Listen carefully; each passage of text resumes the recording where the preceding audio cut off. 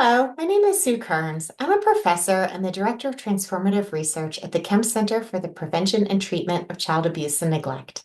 The Kempe Center is located in the University of Colorado School of Medicine in the Department of Pediatrics. My background training is as a clinical community psychologist, and I've been working in the field for over 20 years now. Most of my work has been at the intersection of evidence-based treatments for children's mental health and implementation science.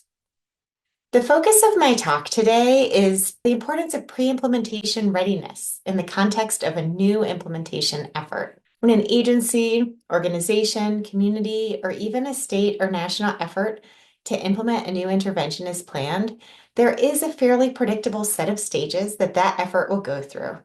And that includes exploration, installation, initial implementation, and full implementation.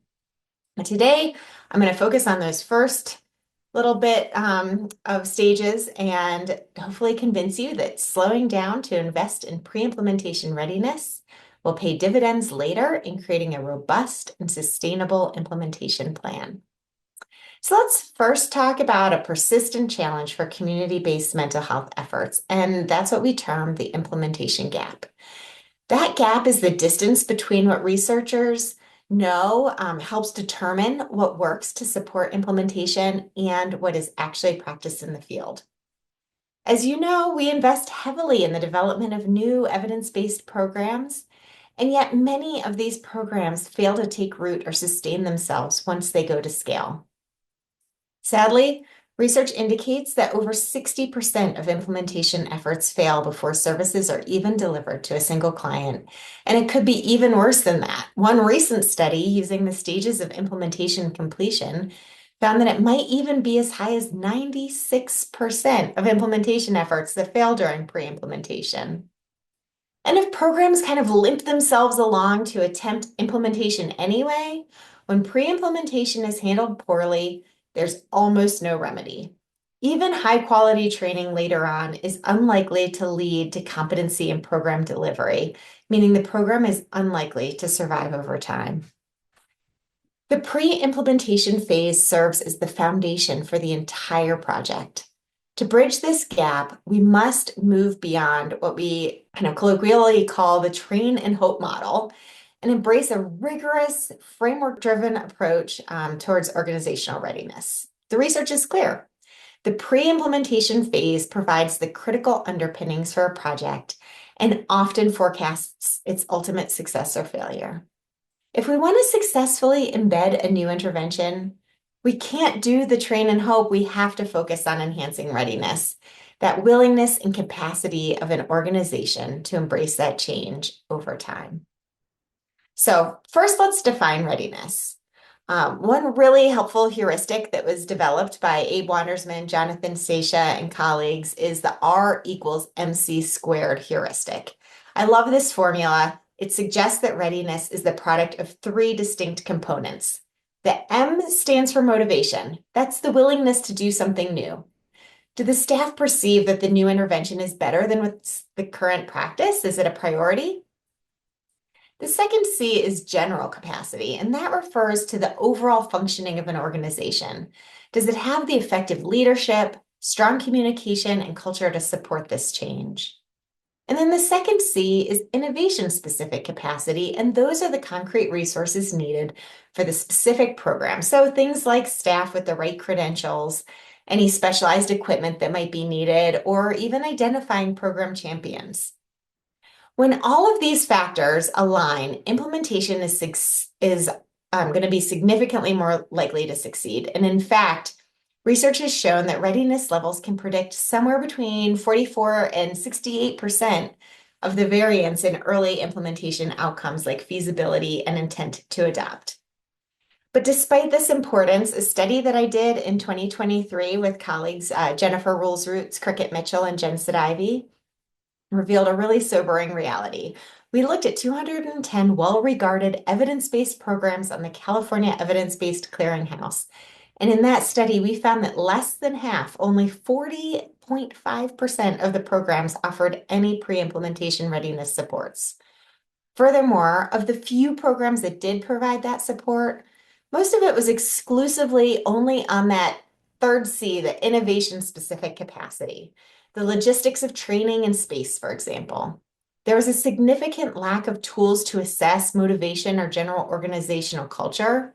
And most of the tools that, when they were provided, were more kind of information about what to do rather than actual assessment tools that help you measure if you're actually ready.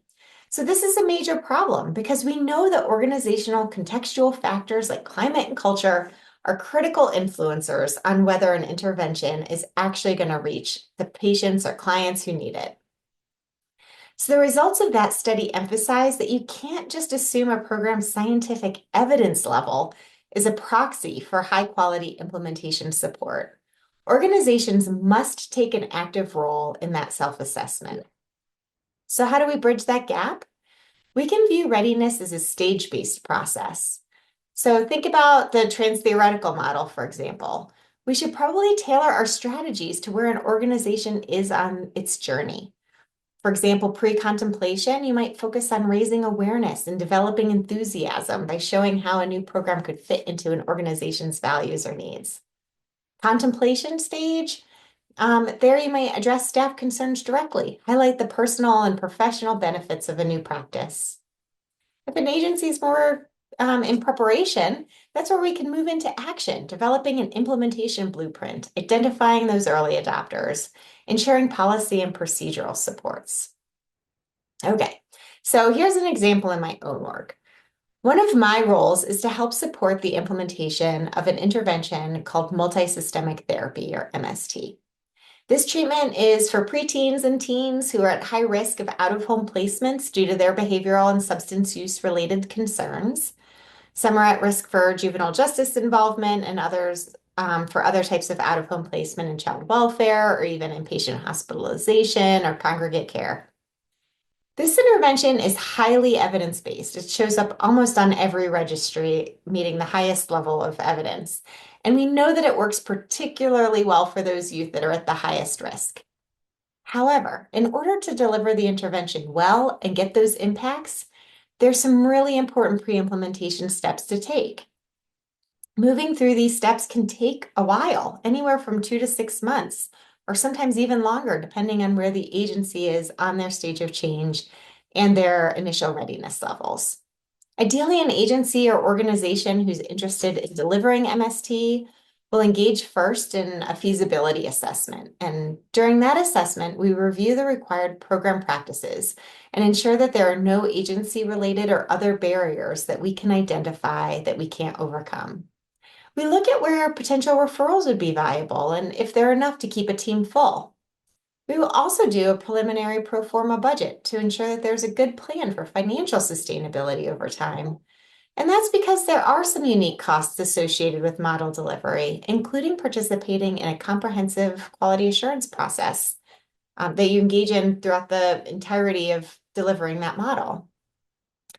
Once we feel that the intervention is feasible and a good match with the agency, then we move to a more specific program development process. And there we look at specific policies and procedures at the agency, adjusting or developing new ones if needed.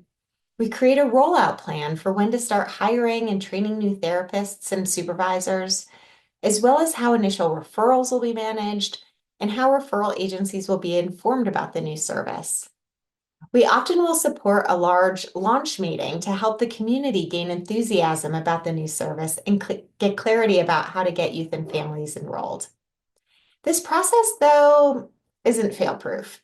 We found when it's able to be followed, we have relative confidence that a program will be able to persist for 5, 10, or even more years. However, there are frequently other pressures that sometimes will interfere with systematically going through the program development process with fidelity. For example, if there's a new state initiative that wants to guarantee expansion of services, we, along with communities, feel extra pressure to kind of get to yes. There have been times when we have proceeded because of this pressure and then struggled to maintain a successful team. And not only is this hard on the agencies themselves, but also on the communities who may want or need the service, but it's not well embedded. And that can result in challenges with referrals. Sometimes you end up with therapist matches that aren't ideal and don't reflect positively on the program. and turnover, which, as you know, can disrupt care. Because of these experiences, we now try to work closely with states or organizations to fully orient them to the program development process early so they can build it into their overall plans for program expansion. For example, we've even worked with states to include the feasibility assessment as part of the RFP, so we get a leg up there. All that to say in conclusion, if we want to improve our mental health outcomes in communities, we have to stop treating implementation and pre-implementation readiness as an afterthought. It's not just a nice to have, it's a vital precursor to success. It's important to identify comprehensive, pragmatic tools that assess not just the logistics needed for your pre-implementation effort, but also assess the motivation and culture of your settings. By closing the gap in pre-implementation support, we get closer to ensuring that the promise of evidence-based practices actually becomes a reality for children and families. Thank you.